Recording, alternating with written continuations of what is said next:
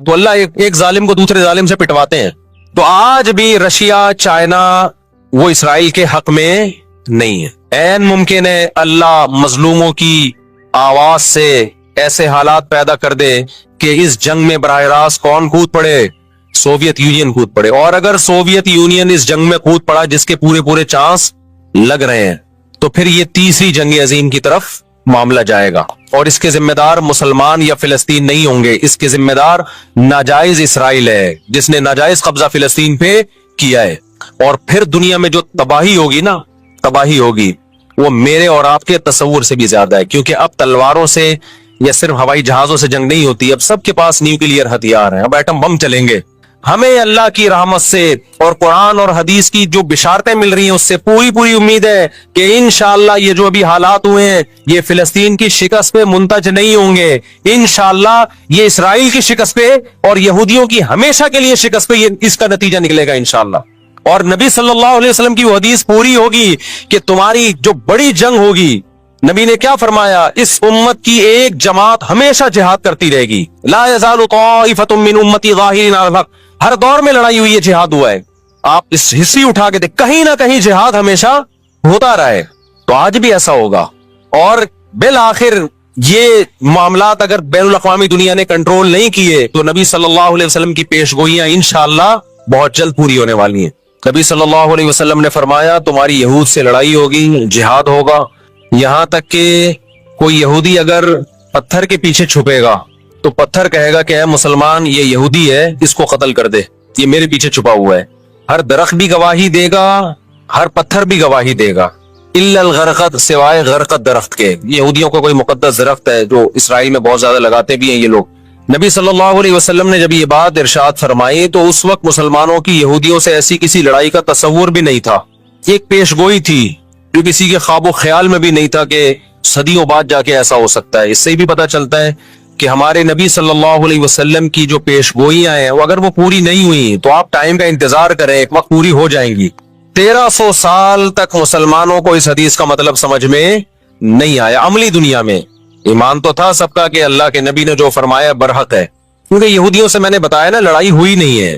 جب مدینہ سے اور جزیرہ عرب سے ان کو نکالا گیا، یہ دنیا کے مختلف ملکوں میں جا کے آباد ہو گئے ہیں. اس کے بعد یہ ہمیشہ یا تو عیسائیوں کے زیر سایہ رہے ہیں یا مسلمانوں کے زیر سایہ رہے. ان کی لڑائی اگر ہوئی عیسائیوں سے ہوئی ہے، مسلمانوں سے ان کا کبھی ٹاکرا نہیں ہوا. لیکن پیغمبر صلی اللہ علیہ وسلم نے کیا فرمایا صحابہ سے؟ تقاتلون، تم لڑو گے. تم سے مراد یہ امت لڑے گی. ایک وقت آنے والا ہے اور ایسی لڑائی ہوگی کہ حتی یختبی احدکم وراء الحجر، کہ پتھر اور درخت بھی یہودی کا ساتھ دینا چھوڑ دیں گے. آج دنیا جن حالات کی طرف جا رہی ہے نا، یہ ایسا لگتا ہے کہ اس حدیث کے پورا ہونے کا ٹائم آ گیا ہے. ہم جب قرآن مجید پڑھتے تھے، اب بھی پڑھتے ہیں، لیکن جب طالب علمی کے دور میں جب سمجھ کے پڑھنا سیکھا ہم نے تو ہم جگہ جگہ قرآن میں دیکھتے تھے غُرِبَتْ عَلَيْهِمُ الذِّلَّةُ، اللہ نے ان پر ذلت کو مسلط کر دیا ہے. میں بار بار کہوں یہودیوں سے ہماری مراد علی الاطلاق سارے یہودی نہیں ہے، کیونکہ میرے بیان کو لوگ شارٹ کلپ بنا کے غلط چلاتے ہیں. تو بار بار میں کہتا ہوں میرا کلپ ادھورا چلاتے ہیں نا تو کوئی یہودیوں کے خلاف نہ چلائے. سارے یہودی ایک جیسے نہیں ہے. ہم اسرائیل کے اگینسٹ ہیں تو ہماری جو لڑائی ہوگی اسرائیل سے ہوگی. حدیث میں جس یہودی سے لڑائی کا ذکر ہے اس سے مراد بھی کون سے یہودی ہیں؟ یہ فتنہ پرست اور شر پسند یہودی ہیں جو اسرائیل پہ غاصبانہ قبضہ، فلسطین پہ جنہوں نے غاصبانہ قبضہ کیا ہوا ہے. سمجھتے ہو کہ نہیں سمجھتے؟ تو آپ صلی اللہ علیہ وسلم نے فرمایا کہ تقاتلون الیہود، تمہاری جنگ کس سے ہوگی؟ یہود سے ہوگی. دجال کس کا سپورٹر ہوگا؟ بولتے کیوں نہیں؟ ابھی تو دجال آیا نہیں ہے اور آپ نے بولنا چھوڑ دیا ہے. جب آئے گا تو پھر تو اچھوں کی بولتی بند ہو جائے گی. کس کا سپورٹر ہوگا وہ؟ ہاں میں عرض کر رہا تھا کہ ہم جب قرآن پڑھتے تھے غُرِبَتْ عَلَيْهِمُ الذِّلَّةُ، قرآن کہتے ہیں ہم نے ذلت ان کے اوپر دے ماری ہے ان فسادوں کی وجہ سے جو یہ کرتے رہے ہیں دنیا میں، ان فسادات کی وجہ سے. ہم جب پڑھتے تھے ہم کہتے تھے اے اللہ آج تو یہودی ذلیل نہیں ہے. اسرائیل کتنا پاورفل ہے کہ گچی کس کی پکڑی ہوئی ہے اس نے؟ امریکہ کی. ہندوستان کو گچی سے پکڑا ہوا ہے. تو آج تو بڑی عزت ہے. میں نے اپنے استاد سے یہ سوال پوچھا، انہوں نے بڑا معقول جواب دیا اور یہ تفسیر کی کتابوں میں بھی لکھا ہے. دیکھیں آپ یہودیوں کی ہسٹری اٹھا کے دیکھیں نا، ہمیشہ کوئی نہ کوئی ایسا ان پر مسلط ہوا ہے جنہوں نے ان کی شرارتوں کا مزہ ان کو دنیا میں चखाया है। कुरान से भी ये बात साबित है कि इनको इनकी शरारतों का मजा, अजाब जो है वो दुनिया में मिलता रहेगा।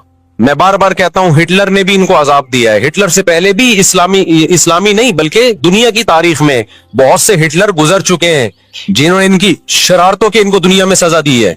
हम फिर भी बताएं हम हिटलर के हामी नहीं है जो जुल्म उसने किया, लेकिन वो भी इनकी शरारतों से बेजार था। कुरान कह रहे हमने इन पर जिल्लत को दे मारा है। दुनिया में बहुत दफा रुसवा हुए ये। अब क्या है? ये आखिरी जिल्लत है यहूदियों की, जो अब किसके हाथों होने वाली है? फिलिस्तीनियों के हाथों। आपको मालूम होना चाहिए जब दुनिया में किसी को बहुत ज्यादा जलील किया जाता है ना, तो पहले उसको इज्जत दी जाती है। किसी के गले में आप जूतों का हार पहना दो, ये भी एक जिल्लत है। और एक तरीका ये 3 पीस सूट टाई में आप उसको सदारत की कुर्सी पे बिठाएं और फिर आप उसको जूतों का हार पहना दें। बताओ कौन सी बड़ी जिल्लत है? ये दूसरी जिल्लत पहली जिल्लत से बड़ी है। पूरी दुनिया में मार खाने के बाद ना अपनी शरारतों की वजह से आज अल्लाह ने इनको एक थोड़ी सी हुकूमत दी है। एक छोटा सा कंट्री, आप अगर इसराइल को नक्शे में देखेंगे तो कराची भी बड़ा है इसराइल से। इतना छोटा मुल्क, इतना छोटा मुल्क, और तादाद भी बहुत थोड़ी। अल्लाह ने इन्हें कुछ वक्त पनपने दिया है।